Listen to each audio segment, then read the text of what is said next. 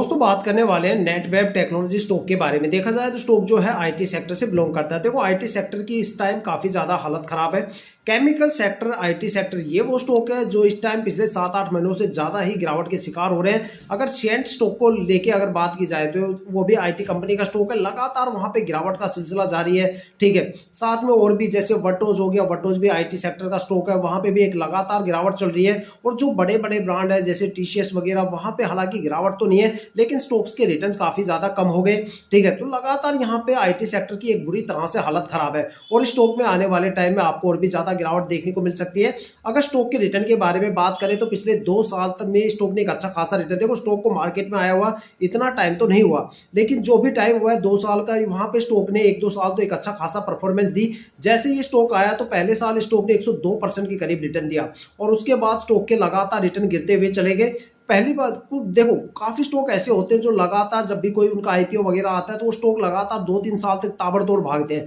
लेकिन यहाँ पे तो एक ही साल स्टॉक दौड़ा और यहाँ पे इसने 102% के करीब यहाँ पे रिटर्न दिया और इसके बाद फिर यहाँ पे मूव बैक करना स्टॉक ने स्टार्ट कर दिया और यहाँ पे एक बड़ी गिरावट स्टॉक में लगातार होने लग गई। फिर उसके बाद अगले साल स्टॉक में 29% का रिटर्न दिया, फिर उसके बाद 9 महीने में 6.5% का रिटर्न दिया और उसके बाद स्टॉक ने दिया सीधी 23.5% की गिरावट और उसके बाद 3 महीने में स्टॉक ने 28.5% की गिरावट, फिर 1 महीने में स्टॉक ने में हुई करीब 31.5% के करीब गिरावट और मात्र 1 वीक के अंदर स्टॉक ने 21% से ज्यादा की गिरावट यहाँ पे दर्ज कर डाली है और ये गिरावट आने वाले टाइम में और भी ज्यादा हो सकती है। यहाँ पे लगातार जो प्रमोटर्स की होल्डिंग है उसके अंदर एक गिरावट हमें देखने को मिल रही है। गिरावट के साथ यहाँ पे प्रमोटर की होल्डिंग हो गई है 71.39% और डीआईआई की होल्डिंग में भी यहाँ पे लगातार गिरावट हो रही है। पिछले महीने यहाँ पे जो एफआईआई डीआईआई की जो होल्डिंग थी वो 5.59% थी, जो